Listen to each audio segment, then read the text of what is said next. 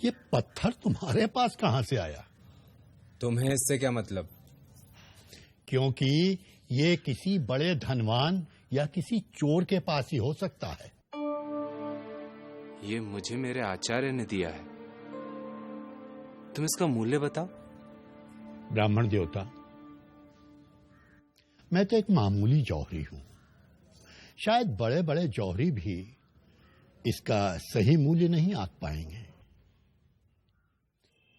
जितना मैंने अपने बाप दादाओं से सीखा है, उसके आधार पर कह सकता हूं कि यह एक दुर्लभ रत्न है। जरूर किसी सम्राट ने गुरु दक्षिणा में तुम्हारे आचार्य को यह रत्न दिया होगा। इस गांव में तो क्या, राजधानी में भी मुश्किल से कोई इसका मूल्य दे पाएगा या खरीद पाएगा। जौहरी इसे बहुमूल्य बता रहा था, और दूसरों के लिए ये पत्थर।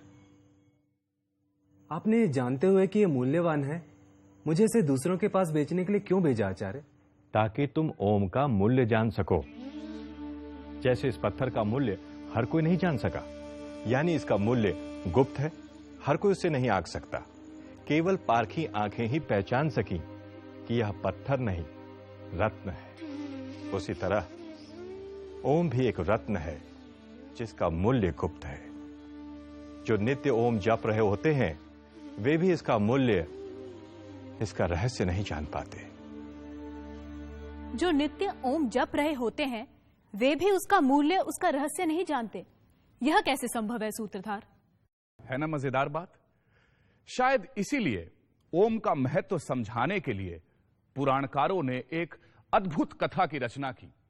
भारतीय पौराणिक परंपराओं के जाने पहचाने पात्र और कथा ओम के अर्थ की।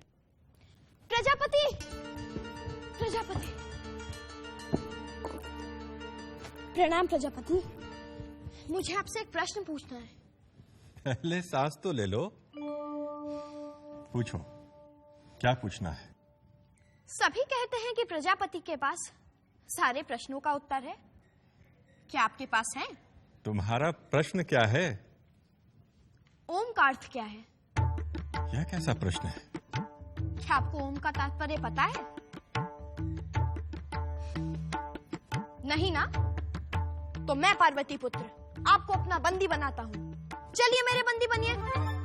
रचनाकार ने स्वयं को अपनी रचना के हवाले कर दिया, पर इससे देवों में हड़कंप मच गया। सृष्टि में रचना थम गई। क्षण भर में फूलों ने खिलना बंद कर दिया, पेड़ों ने फल देना बंद कर दिया। परेशान देवों ने सृष्टि के संहारक शंकर से गुहार लगाई, और देवताओं की प्रार्थना पर आशुतोष शिव ने कार्तिकेय से पूछा, कार्तिकेय, तुमने प्रजापति को बंदी क्यों बना रखा है? जिनके पास सभी प्रश्नों का उत्तर होना चाहिए, उनके पास मेरे प्रश्न का उत्तर नहीं है। बंदी मैंने नहीं, उन्होंने स्वयं को बनाया है।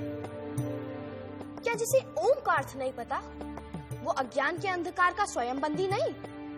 क्या तुम्हें ओम का अर्थ पता है कार्तिकेय? क्या आपको ओम का अर्थ पता है पिता? मैं तुमसे जानना चाहूंगा। तो उसके लिए आपको मुझे अपना गुरु स्वीकार करना होगा। ठीक है, मैं तुम्हें अपना गुरु स्वीकार करता हूं।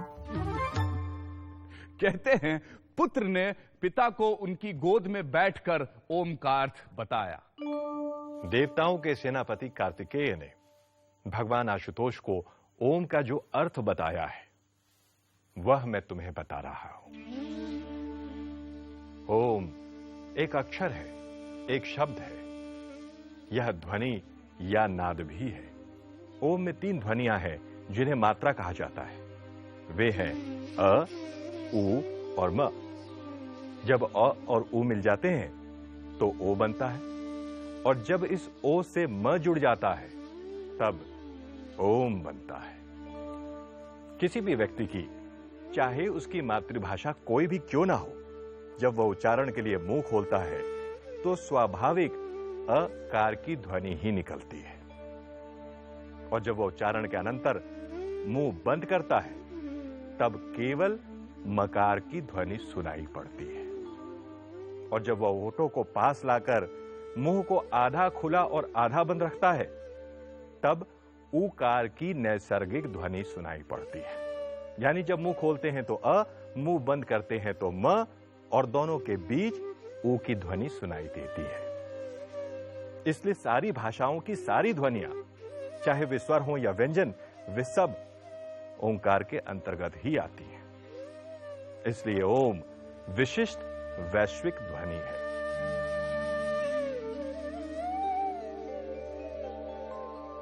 ओम ईश्वर का प्रतीक भी है। मांडुक्य उपनिषद के अनुसार जागृत अवस्था का समग्र जागृत प्रपंच ओंकार की प्रथम मात्रा अ से अभिव्यक्त होता है।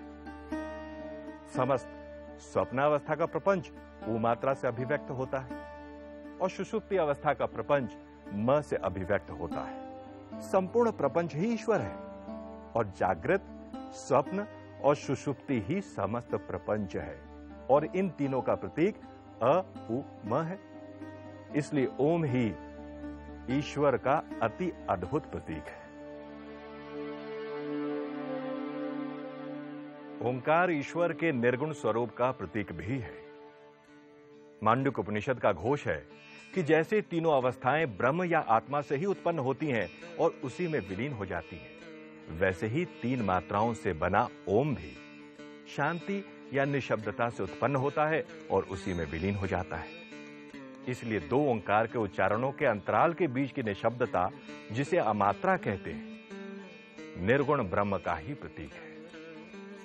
ओंकार के उच्चारण के समय अ मात्रा उ मात्रा में, उ मात्रा म मात्रा में विलीन और म मात्रा निशब्दता में विलीन हो जाती है। उसी प्रकार उपासना के समय इसी ओम के उच्चारण को आधार ले साधक स्थूल जागृत प्रपंच को सूक्ष्म या मानसिक प्रपंच में और सूक्ष्म प्रपंच को कारण प्रपंच में विलीन करता है। आगे उसका भी अतिक्रमण कर वह केवल शांत निर्गुण शांतम शिवम अद्वैतम आत्मा में ही स्थिर हो जाता है। यही ओंकार उपासना की चरम सीमा है। यानी ओम वह सब अभिव्यक्त करता है जो कुछ अस्तित्व में है और जो समूचे अस्तित्व का मूल है, और जो सबसे परे है वह भी। ओम को प्रणव भी कहते हैं, यानी वह जिसके द्वारा ईश्वर की स्तुति की जाती है। सूत्रधार ओम का दार्शनिक अर्थ तो मैं समझ गई, पर बहुत से मंत्रों और प्रार्थनाओं में प्रारंभ में ओम क्यों कहा जाता है? जैसे ओम नमः शिवाय, ओम नमो नारायणाय, ओम नमो भगवते वासुदेवाय इत्यादि। नटी, ऐसा कहा जाता है कि ईश्वर ने संसार की रचना ओम और अथ का उच्चारण करने के पश्चात आरंभ की थी। इसीलिए ऐसी मान्यता है कि किसी भी कठिन कार्य को आरंभ करने के पहले ओम के उच्चारण की ध्वनि शुभ होती है। इसीलिए बहुत से मंत्र और वैदिक प्रार्थनाएं ओम से ही आरंभ होती हैं। इतना ही नहीं, दैनिक जीवन में अभिवादन के लिए भी ओम का प्रयोग किया जाता है, जैसे हरि ओम।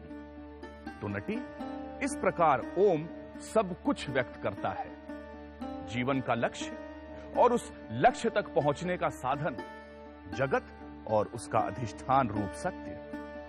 तो फिर प्रजापति का क्या हुआ सूत्रधार? उन्हें तो छूटना ही था नटी, पर उनके बंदी होने के कारण देवताओं और मनुष्यों ने ओम का गूढ़ार्थ जाना।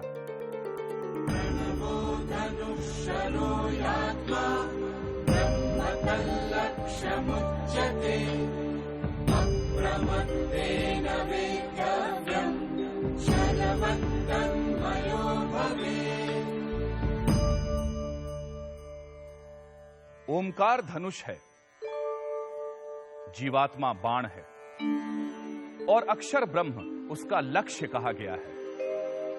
बड़ी सावधानी से उस लक्ष्य का वेध करना चाहिए और लक्ष्य वेध के बाद बाण के समान लक्ष्य के साथ एक हो जाना चाहिए।